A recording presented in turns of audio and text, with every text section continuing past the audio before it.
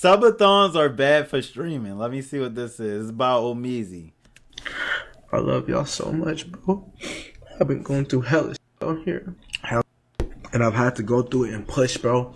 Push all the time. I appreciate y'all. Like, y'all don't understand, bro. This was hard as fuck. Remember when doing something like a subathon was daunting? Like literally anybody saying I was gonna do something for 24 hours from a content perspective seemed like the biggest deal in the world. Now streamers are pushing things to different limits that we've never seen before. And honestly, I think that they're very harmful. Month-long streams are the new 24-hour and yearly streams are the new monthly streams. These things are becoming increasingly pressing on the health of the content creators, not necessarily just from a health of their community and their longevity on these platform status, but I literally mean their life. Exactly. Subathons are special streaming events that people hold in order to generate more subs for the channel. But how do you do a subathon? Number one, make a plan. What is the plan to actually get people to get those subs in once they come into your stream?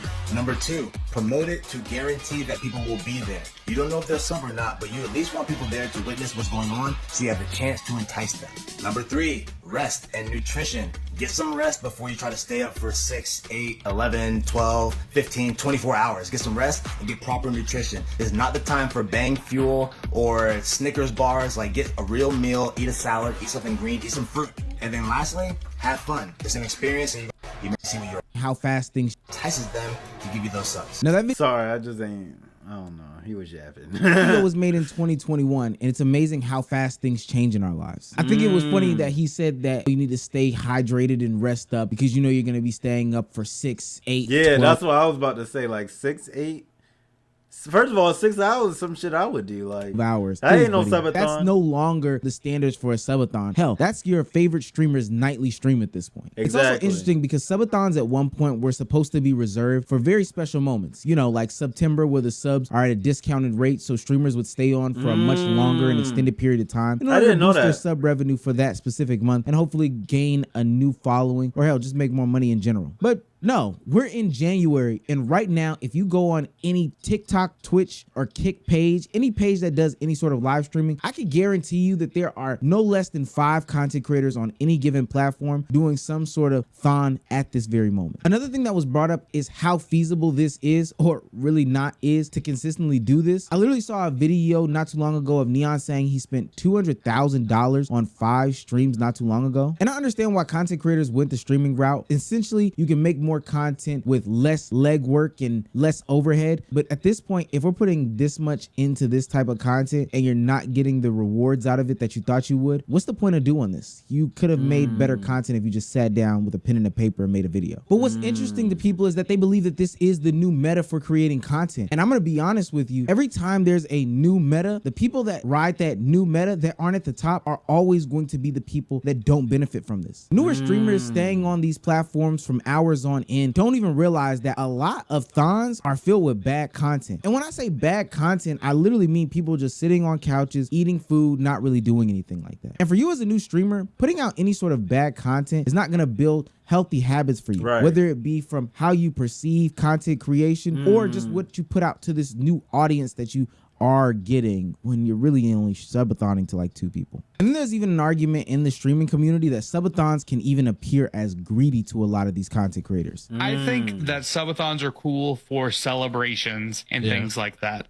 I think if you have a subathon every other month, it just comes off as you being greedy and wanting that money. Eventually, Yeah, that is your true. community catch on to it and be like, all right, we're just not gonna do that because that's dumb. That streamer may be right, and there is a good argument for it. A literal element of subathons is begging your community to sub to you in order to keep you on and creating content, almost guilt tripping them into believing that, hey, if you don't support me, you're a bad person because you want me to make content, right? And I don't know, something about millionaires begging the people just doesn't sit right with me. Yeah, Blackboy facts. Max late last year said that he was going to partake in a thon where he literally went live every single day. And that's a little bit different than your traditional subathon, but he's decided that he's going to fire up a stream every single day for 365 days. And some may be arguing that it's backfiring on him already. I'm saying stop smoking in my crib, please stop. Y'all over here trying to worry about the cams, Morgan Fit. You feel me? It's a mess of a situation. I'm just saying, please stop smoking in my crib. That's all I'm saying. Please respect that. Y'all can literally go outside and smoke y'all weed in my backyard or the front, but I know some might not want to smoke in the front. So I offer the backyard. Please go to the back. I say this in a clip. Still smoking in the. But I personally believe that he'll probably feel the effects a couple months down the line and ultimately stop doing this. Firing up a stream every single day is a little bit daunting. Hell, even if you had a 9 to 5, you at least get 2 days off on the weekend. At some point, you have to live your life. You have to do things that require private conversations. You have to do things that address your actual. I mean, he can do that shit off stream since it's not like 24 hours, 365 days a year. You feel me? Like, low-key, he probably is going to take days where he just finesse. Like, yeah, I'm going to just do an hour today. Real life. I don't know, going to the doctor or something like that so you don't end up coughing up blood or something like that. Not yesterday. This morning, I was coughing up blood this morning, right, in the cup. Look in that cup. There's blood, there's spit. I am sick because my chest is all clogged. Well, I feel a lot better. But every time where I do feel tired or shit is tough and we got 8 more days left, y'all always prove to me why I should keep going. With this marathon type of streaming, there comes a whole bunch of health risks that aren't necessarily talked about. Sleep deprivation, bad eating habits, lack of exercise. And I know this is 2025, so all these things can be incorporated in streams. But let's be honest, because of the nature of streaming this much content on a consistent basis, a lot of streamers are going to do these marathon streams in the most laziest fashions. That's right. They're going to cut on, pop the balloon, sit in their chair, and they're going to react to the content. And all this for an audience that's going to have a constantly and ever hungry appetite for the content. Honestly, they're gonna not be grateful because you put out that sort of, lie to them. And all for an audience that has just an ever-growing appetite for the content. They'll never be satisfied, so you'll just have to continue to create content and one-up yourself, which we all know is hard to do. And this can cause mental breakdowns like what we saw AMP Chris go through not too long ago when he played Wukong until he beat the game. Gone and see those glorious niggas. We gon' be here. Hearty. We love you, Chrissy. Damn, what the fuck? Don't apologize to us, gang. You don't do shit. What the fuck that mean? Yes. We gon' be here. Hearty. We love you, Chrissy. Q everything. They say I don't stream. 120 fixes, bro. They say all that shit. They say I don't do nothing. And I would like to ask, how are people even coming up with these ideas without a team? Hell, even if they do have a team, a lot of this is just going to be filled with brain rot content, which is just devaluing content creation as a whole. Nothing but memes, nothing but clip farming, and just shit that doesn't honestly even matter. Nothing long lasting, nothing memorable, just a blink in time. And if you missed it, it doesn't matter because another blink is coming. Quick, think of your favorite streamer. All right, quick. Think of the last time they did a marathon stream. All right, quick. Name the last 5 memorable things they did in that last marathon stream that you thought of. You honestly can't do it. The moments that they make today don't matter tomorrow. And the moments that they make tomorrow, they don't even matter tomorrow. But because you need to make some sort of content, obviously you're going to put yourself on that chase to make better, make more, make crazier, make greater. So that means you might go to the edges of what people deem to be okay and do things for content. Or even worse, you could end up like a Deshae Frost and sell out your whole family for whatever little content pieces that they can give you on a day-to-day basis. Not necessarily. Yo, Deshae been getting cooked lately, bruh. Dang, I want to know why start now? I feel like he been doing this for 2-3 years now. Really thinking about the long-lasting effects that it could have on your relationships with these people. Saying, bro, don't be chilling, coming here on some weird shit, bro. Huh? Mom got a BBL, right? Yeah, she got a BBL. Just something nice.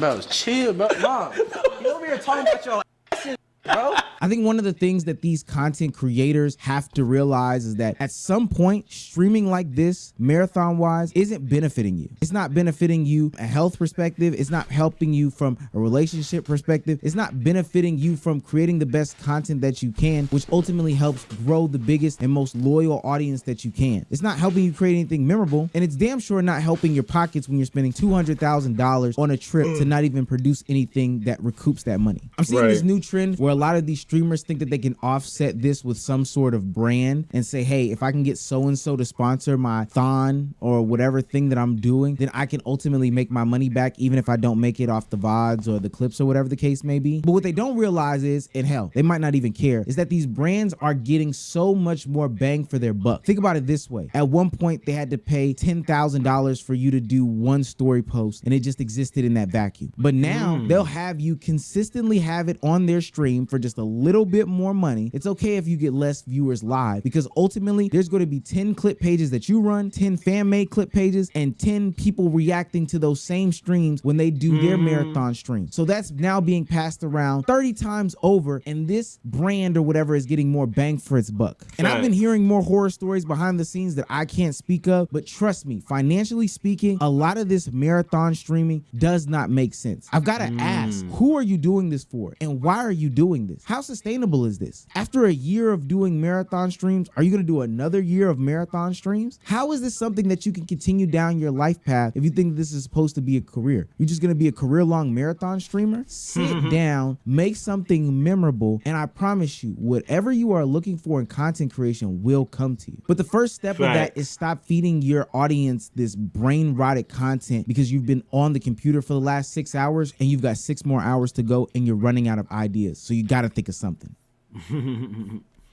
Yeah, like I feel like a lot of streamers, like they kind of force time. Me personally, if I ain't doing shit on stream and I'm like, and I know I'm not being entertaining, I'm not going to force myself to be entertaining. I'm going to just get off stream. All right, y'all, we had a good time. Thank y'all for pulling up. Blah, blah, blah. Chop it up with y'all at the end and then end it. Simple as that. Actually, I'm about to do that in a few after I watch this last video. But, yeah, like I was saying, like, a lot of people feel the need to stay up for, like, they feel like if they do a shorter stream, like, if they stop now, then it's going to be bad for them. But, like, nah, there's nothing wrong with ending stream when you don't feel like it. Like, you can force content, clearly you can, but it's not gonna be, like, I feel like we know when things are genuine. A lot of people fake a lot of shit just to get, I don't know, man. The shit, I feel like content creators should always be, like, real.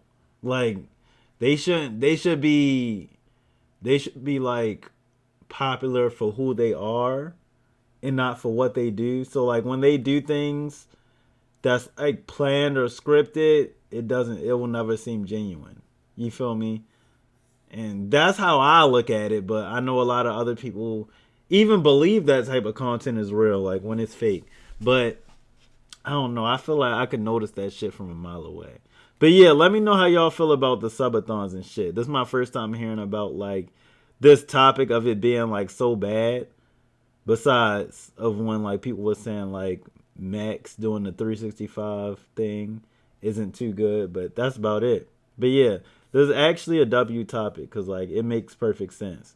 But yeah, let me know how y'all feel, though.